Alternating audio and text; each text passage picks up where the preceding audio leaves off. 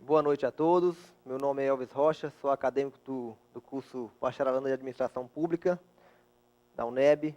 Nesse momento eu queria cumprimentar a turma presente, a nossa tutora presencial Nilma Lisboa, ao orientador Marcelo Oliveira e a banca que nos examina nessa noite. O tema do nosso trabalho é Políticas Públicas na Cadeia Produtiva do Leite, um estudo de caso em Itaém, Bahia. O problema que nós propomos a verificar é qual é o impacto da implantação do programa Balde Cheio na transformação da realidade local dos produtores familiares do município de Itaém. A justificativa desse problema, por que verificar isso? Bem, o nosso município, no extremo sul da Bahia, ele tem destaque na produção agropecuária.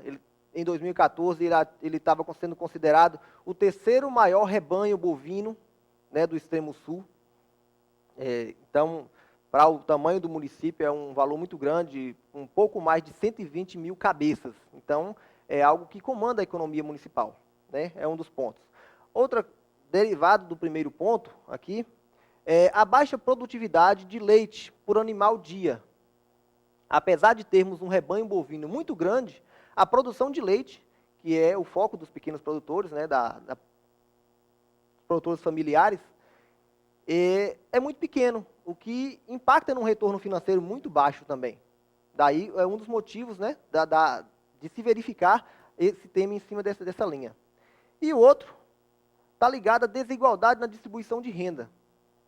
Apesar de ter um rebanho bovino muito grande, ter uma renda per capita muito grande, a distribuição de renda é muito ruim. Segundo o IBGE, em 2010, 28% da população estava abaixo da linha da pobreza. E isso é um valor muito alto. Então, a justificativa do trabalho nesse ponto é buscando melhorias para atingir essa população, que não só na zona urbana, mas também na zona rural, pequenas propriedades.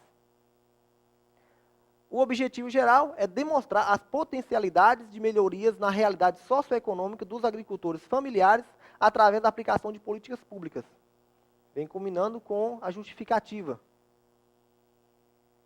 E os objetivos específicos: conhecer o impacto da aplicação de uma política pública, que é algo que, como acadêmico de administração pública, é importante para nós, e discutir o nível de atuação do poder público no desenvolvimento econômico local, e seria o foco da nova forma de gestão, gestão pública, a gestão gerencial. Não basta só dar o alimento ou cuidar do essencial, mas tem que desenvolver para melhorar. A hipótese é: se a implantação desse programa, no caso o Balde Cheio, que a gente se propôs a verificar, tem gerado bons resultados nas unidades demonstrativas, poder-se afirmar, hipoteticamente, que a aplicação de uma política pública que busca implementar ações como essa resultaria em melhoria para toda a região atingida. Então, a gente se propôs a hipótese em cima disso aí, porque se o programa ele gera resultado nas unidades, que são as unidades demonstrativas, os exemplos que são colocados em cada município, então, é provável que, se isso for estendido na forma de uma política pública, ela possa gerar resultados positivos de uma forma maior. Então, é isso que a hipótese traz. A metodologia utilizada foi a pesquisa bibliográfica em livros, artigos, demais publicações relativas ao tema, entrevista com atores ligados ao tema, como secretário municipal, instrutor, técnicos e proprietários, e um estudo de caso.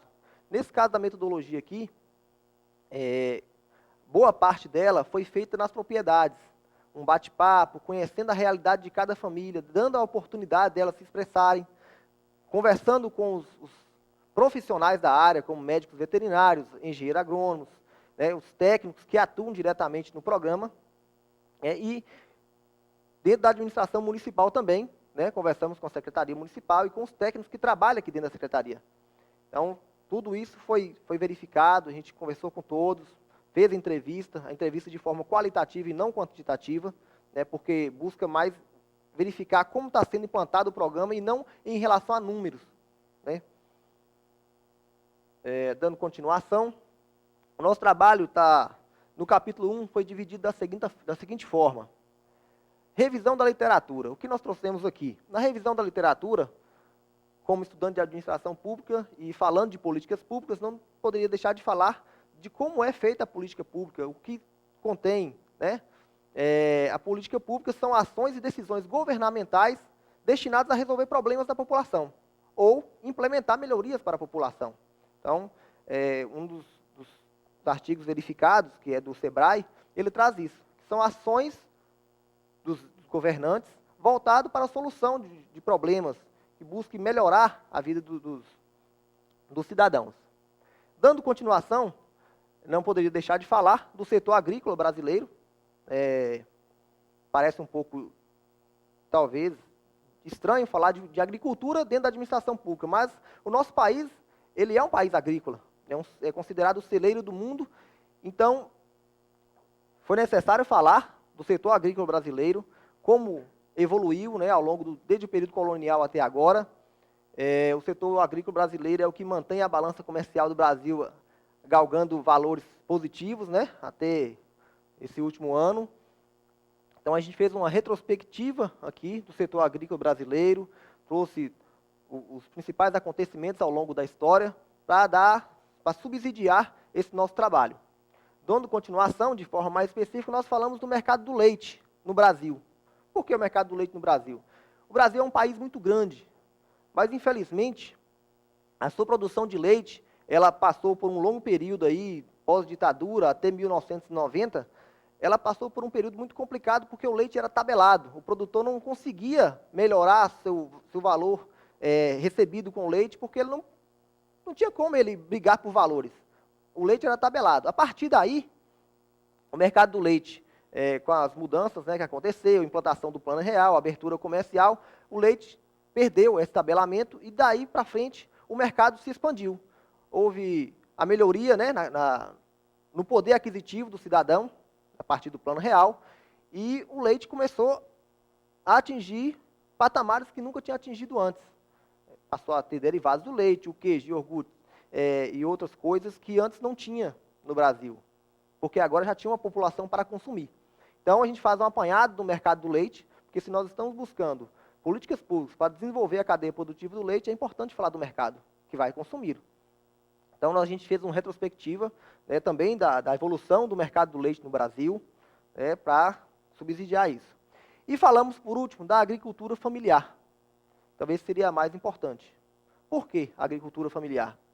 Segundo a ONU, na sua divisão FAO, né, que é voltado para a agricultura, existem 570 milhões de propriedades da agricultura familiar, não, de propriedades agrícolas no mundo. Dessas 570 milhões, 9 em cada 10 são agricultura familiar.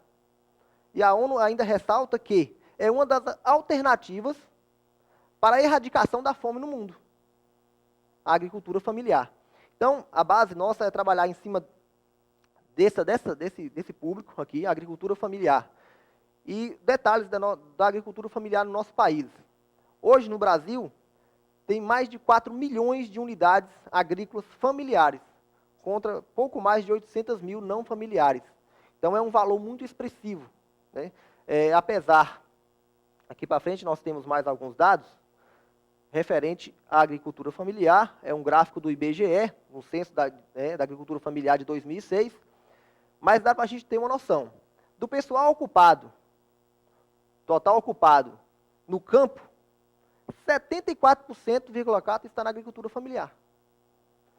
E da área utilizada para a agricultura no Brasil, a agricultura familiar detém somente 24% da área. Então, a gente vê, se a gente pegar a proporção de pessoas ocupadas com a área ocupada, é muito efetivo em segurar a mão de obra, em fornecer trabalho para o público.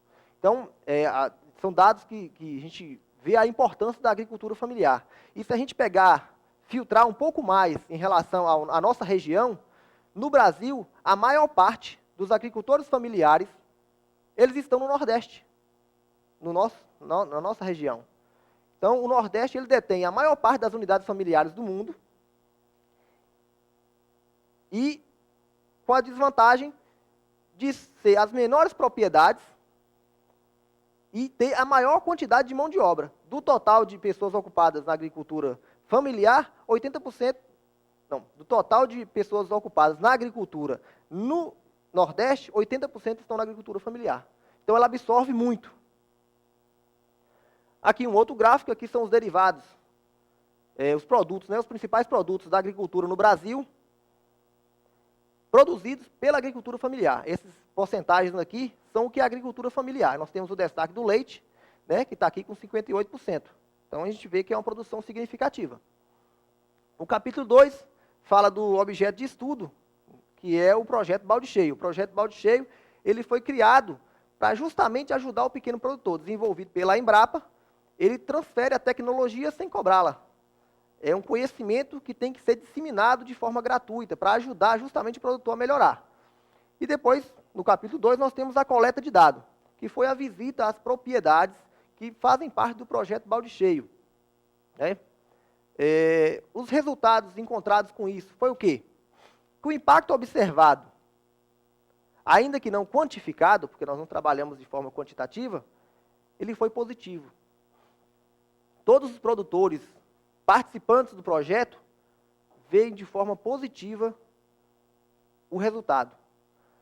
E diante da falta de ação municipal, a vontade dos produtores faz com que o programa seja uma esperança real de um futuro melhor. Porque um dos pontos que mais me chamou a atenção, eu enquanto investigador, foi uma declaração de um dos fundadores do Balde Cheio, o Dr. Walter.